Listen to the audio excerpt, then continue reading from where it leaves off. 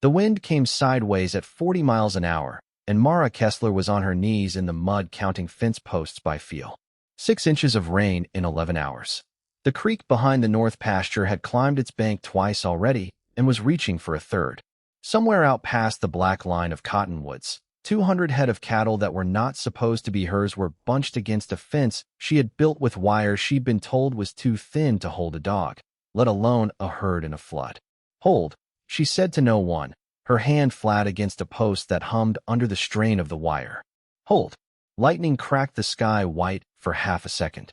In it she saw the water, higher than she'd ever seen it, licking at the third strand. A dog barked twice behind her, sharp and short, and would not stop. She did not turn to look. She knew what it meant. She had heard that bark before. 3 months earlier, Mara Kessler had stood at the edge of 600 acres of scrub and rock that the county called the Dunmore Parcel and everyone else called Dead Man's Table, because the last 3 owners had lost it. One to drought, one to debt, and one, her husband Elias, to a fall from a half-broke horse in a canyon nobody else rode into. She had buried him in April. By June the bank had the ranch, and by July nobody wanted it badly enough to bid against her. "You're paying for dirt that won't grow spite," the auctioneer, a heavy-set man named Ferris Dell, told her as he stamped her paper. "Every man in this county's walked that land and walked off it again. But it's yours now, Mrs. Kessler, God help you." She paid $410 for it. Every cent she and Elias had saved toward a house in town. The house on the property had one good wall. The well was dry 8 months of the year. The grazing, what there was of it, was mostly bindweed and rock, the kind of ground that starved cattle rather than fed them. She had $11 left, a wagon, a horse named Duke who did not trust her yet, and a dog, a rangy blue heeler mix called Scout who had been Elias's before he was hers. She had no cattle. She had no plan to get any. That, more than the dry well or the bad roof, was what kept her awake those first nights. The arithmetic of it, laid out plain. A ranch was not a ranch without stock, and stock cost money she did not have. On the 4th night, going through the one trunk of Elias's things she hadn't been able to open before, she found his notebook. Water-stained, the leather gone soft, but the pages inside dry, protected by a scrap of oilcloth he'd folded around it like he'd known it might need saving one day. Elias had ridden that canyon country for 11 years before she married him, trailing cattle for other men, learning the old drift patterns, the ways herds moved on open range before the big outfits fenced everything into squares. On the 40th page, in his blunt hand, she found what she needed. Dunmore land sits square in the old Cimarron drift line. Cattle bred wild in the breaks still run that line by instinct, generation to generation, flood years especially. High water pushes them north off the flats, and the drift carries them right along the table's east fence. Grandfather saw it in '61, called it walking money. Nobody fences for it because nobody remembers it. Fence the drift gap right, low ground first, and the range will stock itself. Underneath, in figures, an estimate of 200 to 300 head passing in a wet year, if the fence held them rather than let them scatter back into the breaks. She read it 4 times. It was not a guarantee of cattle. It was a guarantee of nothing at all. A theory, 40 years old, written by a man who could not testify to it anymore. But it was the only plan she had, and so it became her plan. Build the fence the drift needed, low ground first, and wait for the sky to do what it always did in that country eventually, which was open up. She rode into town the next morning to ask about wire. "Drift fencing," said Warwick Combs, when she told him what she wanted and how. Combs ran the biggest spread bordering hers, for 1,000 acres, and had buried 3 wives' worth of opinions about how land ought to be worked, all of them loud. "Girl, there hasn't been a wild drift line worth fencing in this county since before I was born. You want to string wire across 600 acres of nothing, chasing cattle that don't exist, based on a dead man's guesswork.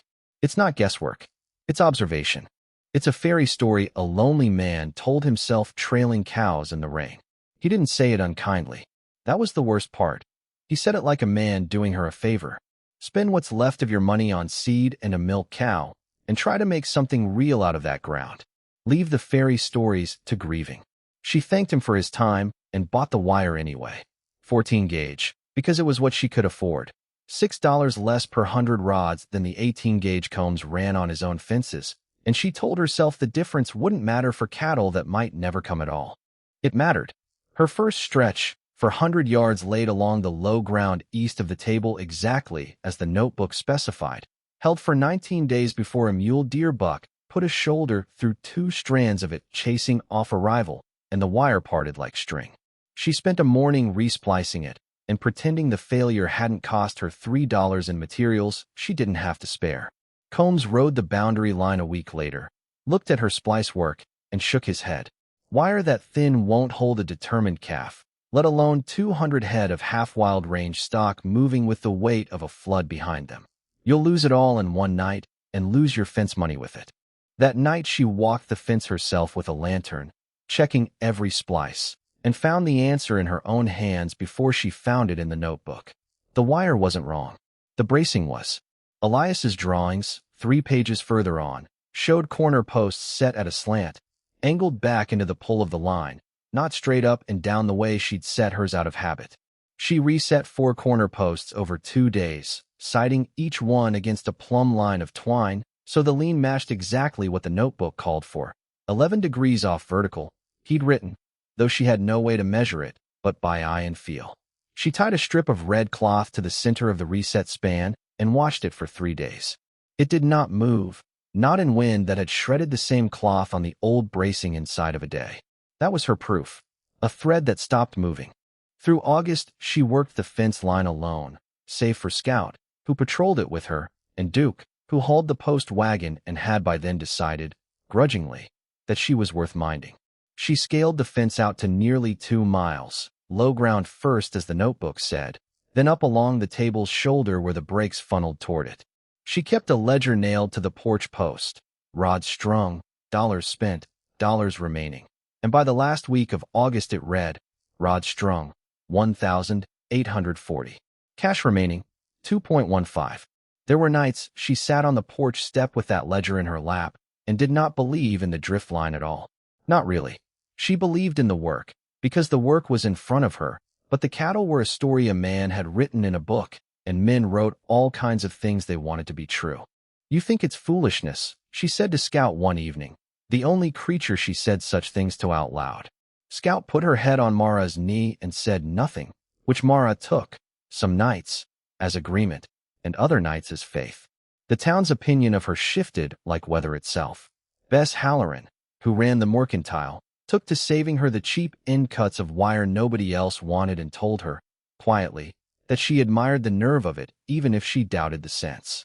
Old Prieger, who'd farmed the valley 60 years, rode out once just to look at the fence line and allowed, grudging, that whoever set those corner posts knew bracing, dead husband's notebook or not.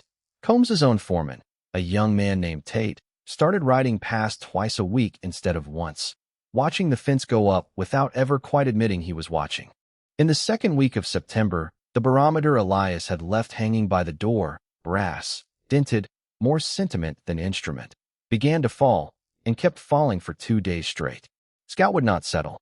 She paced the porch at night and barked at nothing Mara could see, and twice she refused to cross the low ground near the creek at all, planting her feet and whining until Mara turned back. Duke would not go near the creek crossing either, not for grain, not for coaxing, and on the second morning there was a pale ring around a moon Mara could barely see through the cloud. She rode to Combs's place to say so. Storm coming, and a bad one. My animals know it. Combs looked at his own sky, cloudless yet, blue as a plate, and laughed, not cruelly, but with the certainty of a man who had weathered 40 seasons and trusted his own eyes over another man's dog. That healer barks at rabbits, Mrs. Kessler. I've got hay down and no reason to move it on the word of a nervous animal and a fairy tale fence. She rode home and moved what she could move alone, pulled her own wagon under the lean-to, staked down what canvas she had, and checked every splice on 2 miles of wire by lantern light, one more time, because it was the only thing left in her power to check. The storm broke before dawn. It did not announce itself gently. The sky that had been clear at sundown was black and moving by midnight, and by 3 in the morning the rain was not falling so much as being thrown, sideways, in sheets that stung like gravel. The creek that ran dry 8 months a year came up 11 feet by first light, and every low crossing in the valley went under. Combs lost 40 acres of cut hay to water before he'd gotten a third of it under cover. Krieger's lower pasture fence, good 18-gauge wire on posts set straight and true by a man who'd done it 60 years without failure, went down in 3 places where the flood undermined the footings, and by mid-morning his cattle were scattered into the breaks in every direction, bawling and blind with panic. Impossible to gather in weather like that. And out on the drift line, exactly where a dead man's notebook said it would happen, cattle began to come. They came the way frightened animals move ahead of water they don't understand, in a long, uneven column pushed north off the flats by rising creeks on 3 sides, following ground memory older than any man now living, funneling naturally along the table's east shoulder and into the low fence line Mara had strung rod by rod through a summer nobody believed in. 200 head, then more behind them, strays and drifters from 3 ranches worth of scattered stock, all moving the same direction because water gives an animal only one direction left to run. That was when she went out into it. Not to gather them. No one could gather cattle in that. But to hold the line, because if the fence failed now, with the flood at its highest and 200 panicked animals pressing against it, it would fail catastrophically and take the whole herd, hers and everyone else's both, out into open water. She found the weak point by feel, the way she'd found the bracing fault in August, a corner post at the third bend, set that morning in haste when she'd repaired a deer-broken splice, not angled the full 11 degrees, not braced the way Elias's drawings called for. Under the herd's weight, it was beginning to walk backward out of the ground, an inch, then 2. She drove a second post beside it in water up to her knees. Lashing the 2 together with wire, she stripped bare-handed off a coil at her belt, working by the intermittent white light of the storm because a lantern would not stay lit in that wind.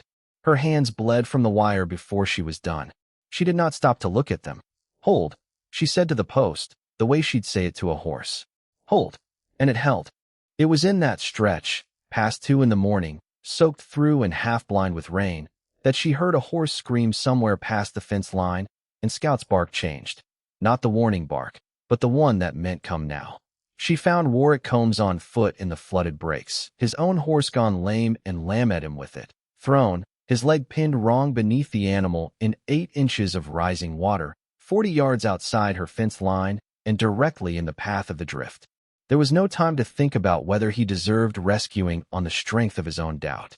She waded to him, got the horse up off his leg with more luck than strength, and half-carried, half-dragged him the 40 yards to the fence, through water that was climbing past her knees toward her hips, with 200 head of moving cattle close enough now that she could feel the ground shake through the soles of her boots. She got him inside the fence line a length of 30 seconds before the leading edge of the herd reached that same stretch of wire, and the wire held them. 14-gauge wire, on corner posts set at 11 degrees, absorbed the weight of 200 panicked animals pressing into it at once, bent under the strain until the whole line sang like a plucked string and did not break.